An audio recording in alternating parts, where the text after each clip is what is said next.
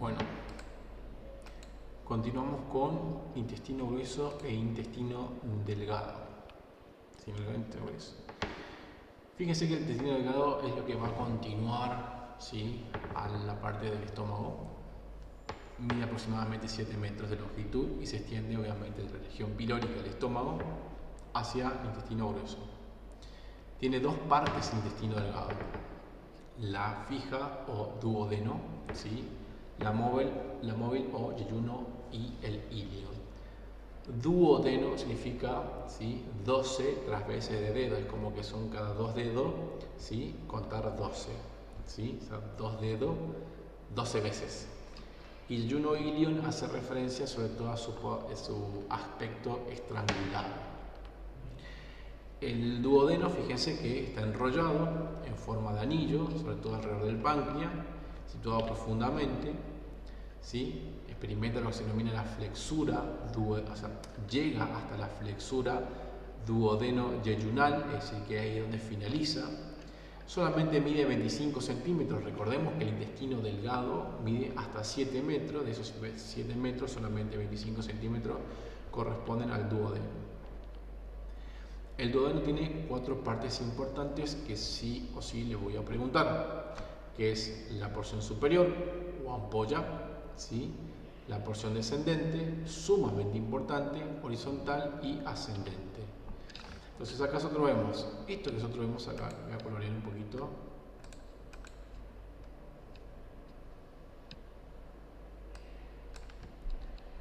Esto que se encuentra acá, ¿sí?, es el duodeno. Tenemos la parte superior, la parte descendente, horizontal y la parte ascendente, ¿sí? Y fíjense que ahí se encuentra la flexura duodeno-yeyunal, donde ya arranca justamente el yeyuno, ¿sí? Esta porción descendente es la más importante. ¿Por qué? Porque vamos a tener una gran conexión con otros órganos anexos. Ahora, si nosotros miramos desde adentro, ¿sí?, al intestino delgado, o sea, si abrimos adentro, vamos a ver que el intestino tiene vellosidades intestinales que son importantes para ampliar la superficie en la cual van a absorber, ¿sí?, electrolitos, agua, micronutrientes, macronutrientes. Van a tener los pliegues circulares que van a hacer lo mismo, extender, aumentar las superficies duodenales. Nodulillos linfáticos, recuerdan que son órganos que permiten protegernos de los diferentes microorganismos, son órganos linfoides, ¿sí? Y las famosas papilas duodenales, ¿sí?, que van a dar justamente conexión con otros órganos. Entonces, nosotros tenemos que esta es la parte descendente. Acá tenemos la parte superior o ampolla, o sea, esto sería el estómago, la parte superior o ampolla, porción descendente, la porción horizontal, y acá tenemos la porción ascendente con la flexura yeyuno-duodenal. ¿Qué vamos a encontrar acá en la porción descendente? ¿Sí? La papila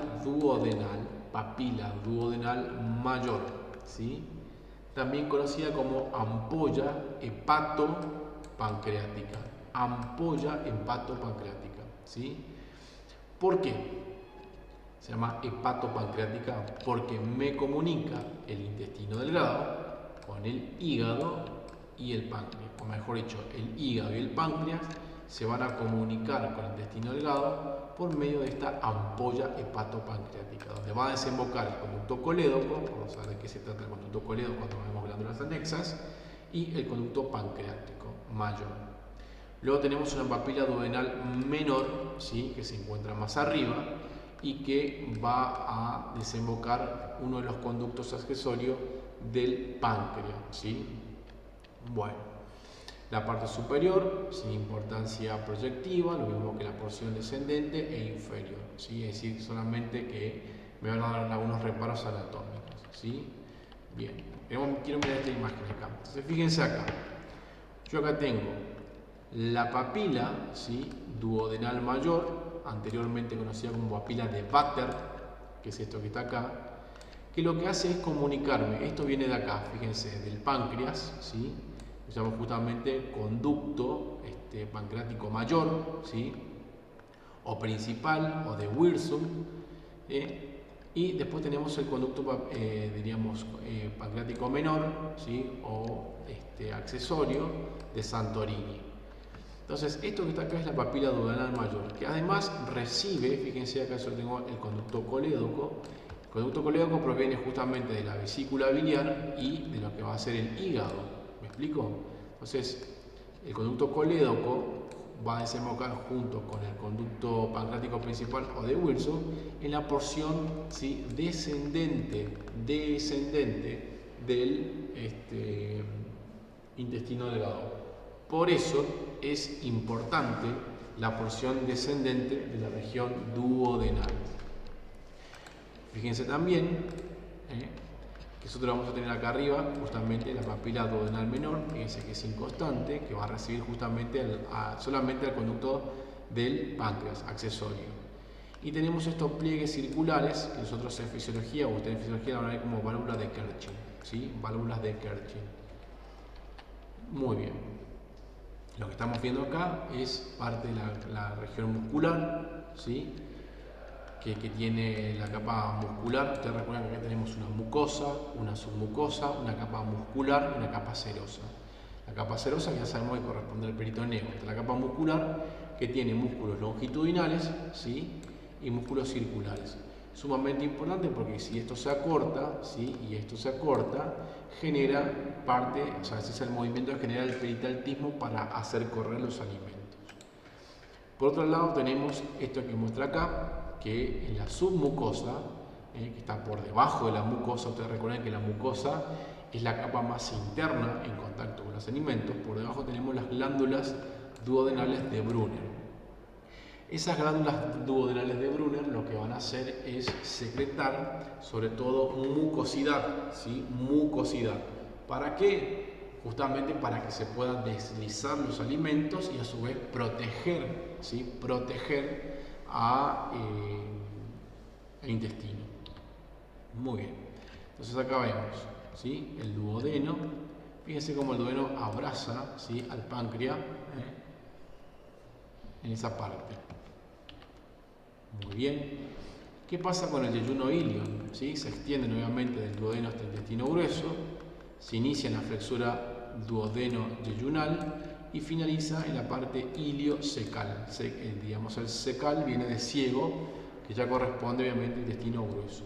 Fíjense que mide 6,5 metros, ¿sí?, el yeyuno ilion. Desde el punto de vista externo presenta asas, es decir, que son de alguna forma los aspectos, nosotros llamamos como tripas, ¿sí?, que son entre 15 y 6 subunidades. Sinuosidades es las curvaturas de asas intestinales que se van a ubicar obviamente de diferentes formas en la parte superior y en la parte inferior. Entonces, esto que está acá, ¿sí?, esto son las asas intestinales. Todo esto es la parte del yeyuno ilion, que dijimos que tiene hasta 7 metros. Muy bien. Entonces, las asas presentan un grupo supero-izquierdo, ¿sí?, asas de característica horizontal, y las inferior, que son más verticales o yuctas puestas. Fíjense que la parte supero y la parte izquierda, ¿sí?, tienden a ser un poco más horizontales que la parte inferior, ¿sí?, que son más verticales. Perdón, más horizontales las superiores, ¿sí?, y más verticales, ¿sí?, las inferiores. Bueno, recuerden ustedes que el mesenterio era un tipo de peritoneo que unía justamente la parte del yeyuno ilion hacia la pared. Y no solamente contiene al yeyuno ilion, sino tiene las arterias, que son muy importantes, mesentérica superior e inferior, que son las que irrigan a la parte intestinal, sino también nodos linfáticos y plexo nervioso, aparte de grasa, que es donde se aplica justamente la grasa, donde se queda la grasa. Entonces acá tenemos, fíjense, el mesenterio, es la membrana, tiene vasos, tiene grasa, como el de amarillo. Y fíjense este detalle, voy un poquito para atrás, acá arriba. Miremos el yeyuno. Acá tenemos la configuración interna del yeyuno. Fíjense las capas, ¿sí? Tenemos la serosa, que es la más superficial, que ya va a relacionarse con la parte del peritoneo, ¿sí? Tenemos las capas musculares, la submucosa, que habíamos visto que ahí teníamos las glándulas de Brunner, que me producían moco. Y después tenemos ya lo que son la parte interna, o sea, la mucosa. Fíjense que tienen las válvulas de Kerchin. Las válvulas de Kerchin son estos pliegues que están acá, nosotros lo dibujamos, ¿sí? Son como pequeñas elevaciones, ¿sí? Que tiene, son esas pequeñas elevaciones que van a tener la parte interna. Todo eso favorece, ¿sí? Si nosotros lo miramos así, que haya mayor espacio para absorber a los alimentos. Ahora, fíjense que acá ya dice nodulillo linfático aislado. Esto es en el yeyuno. Miremos qué pasa cuando nos acercamos al ilio. Tenemos las mismas capas, ¿sí? Submucosa, pero ya tenemos las famosas placas de Peyer, ¿sí? Tenemos nodulillos linfáticos y después tenemos estas placas de Peyer, ¿sí? Que también se encuentran distribuidas a nivel de la región ileal, que también colaboran con, obviamente, el sistema de defensa a nivel intestinal. Las placas de Peyer son de alguna forma uno de los elementos que identifican, ¿sí? Identifican justamente al intestino delgado, siempre en una pieza obviamente histológica, eso es importante. Entonces, ¿cuál es su función? También son órganos linfoides que colaboran con la actividad inmunitaria a nivel intestinal. Fíjense, acá tenemos, esto ya es ciego, que corresponde a la parte intestino delgado, y acá tenemos, ¿sí? La válvula iliocecal, que es esto que se encuentra acá, que es donde se embolca el ilio, ¿sí? En la región del intestino grueso.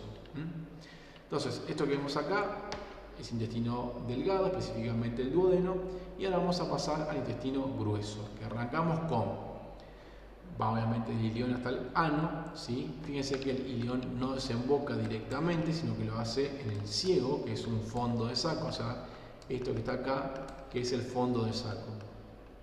El ciego continúa posteriormente al colon, ¿sí? Tanto el ciego como el colon forman parte obviamente del intestino grueso. ¿Cuáles son los segmentos que presenta el intestino grueso? Bueno, tiene una porción ascendente, una curvatura, que hoy nosotros la nombramos cuando dábamos la parte de topografía abdominal, que es la flexura cólica derecha o flexura hepática, ¿sí? Un colon transverso, que también la nombramos con lo que es el aumento, ¿sí? Mayor. La flexura hepática izquierda, ¿sí? También llamada flexura esplénica, colon descendente, sigmoide y el recto. Son las partes o segmentos del intestino grueso. Mide solamente 1,5 metros, ¿sí? Y fíjense cómo los diámetros se van reduciendo a medida que se acerca a la región anal. Desde un punto de la configuración externa es importante diferenciar el intestino grueso del intestino delgado, ¿sí? Es importante diferenciar el intestino grueso del intestino delgado. El intestino grueso es voluminoso y presenta tenias, ¿sí? Que son músculos, o sea, cintas musculares, ¿sí? Que fíjense que va reduciéndose esas tenias a medida que va siendo distal el colon, tenias del colon. Presentan austras, que fíjense que son los aspectos de saco o saculaciones que impresionan el intestino grueso. El recto y el conducto anal no van a tener estas austras. Y después presentan lo que se denominan apéndices omentales, apéndices epiploicos o apéndices adiposos del colon, que son unos cuerpos adiposos que están aparte vascularizados. Todos estos elementos son importantes porque diferencian al intestino grueso del intestino delgado y es pregunta de examen. Desde el punto interno va a presentar una serosa nuevamente, va a presentar músculos, una submucosa, pero en la mucosa, es decir, en la capa más interna que está en contacto, ¿sí? Con lo que proviene del intestino delgado, o sea, todo lo que sea la parte del quimo. Acá recuérdense que ya en el intestino grueso se va a producir más absorción de agua y electrolitos y formación de materia fecal que lo que pasaba en la difusión de los macronutrientes el intestino delgado. No presenta vellosidades, ¿sí? Ni pliegues circulares de Kerch, no lo presenta. Presenta pliegues semilunares, ¿sí? Es decir, nosotros lo vemos así y vamos a ver que el intestino delgado tiene como una elevación nada más, que son los pliegues semilunares, ¿sí? Bien, dijimos que el ciego es donde se enfoca justamente el ilión, ¿sí? El ciego es como una especie de bolsa que tenemos en la primera parte, aproximadamente 6 centímetros. Se ubica, ¿sí?, en la fosa ilíaca derecha. Recordemos el cuadrante que parece de tatetí. Bueno, es el cuadrante inferior, ¿sí?, del lado derecho. Siempre se ubica ahí, salvo que tengamos una dextrogira, que es una alteración anatómica, diríamos, que la persona puede tener ubicado a otro lado, pero eso no pasa nunca. Y vemos que el ciego justamente tiene obviamente configuraciones vistas desde afuera. En la cara medial de esa configuración externa, donde se encuentra el orificio iliocecal, que también es diríamos, un esfínter que regula el pasaje de,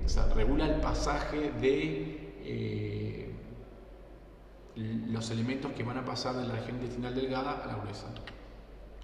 Y es justamente en este ciego, ¿sí?, nosotros vamos a tener el apéndice vermiforme, el famoso apéndice, ¿sí?, que fíjense, es una prolongación del ciego en la parte medial, ¿sí?, inferiormente al orificio iliocecal, que mide aproximadamente 8 centímetros. Esas son las dimensiones del apéndice, ¿sí? Que por ahí hay ciertas telas de discusión de cuál es realmente la función que presenta el apéndice vermiforme, ¿sí? En primera instancia decimos que al presentar algunos órganos linfoides tiene funciones de defensa, pero no se encuentra como otras funciones particulares, ¿sí?, como es más que nada una parte involucionada del órgano. El colon ascendente, fíjense, ¿sí?, las dimensiones, va obviamente del ciego y la flexura cólica derecha. El orificio ileal, como dijimos, es una válvula que regula justamente el paso de los elementos de la región intestinal delgada a gruesa. Justamente esa válvula va a tener dos labios, iliocólico y iliocecal, ¿sí? Estos son los labios que me indican acá. Iliocólico, porque hace referencia al ilión y al colon, y iliocecal, específicamente al ciego, ¿sí? De ahí viene iliocólico y iliocecal. La flexura, justamente, que va a estar por debajo de la parte hepática, pues se llama flexura cólica derecha o hepática. El colon transverso, ¿sí?, que va a tener justamente unido al estómago por medio del aumento mayor, ¿sí?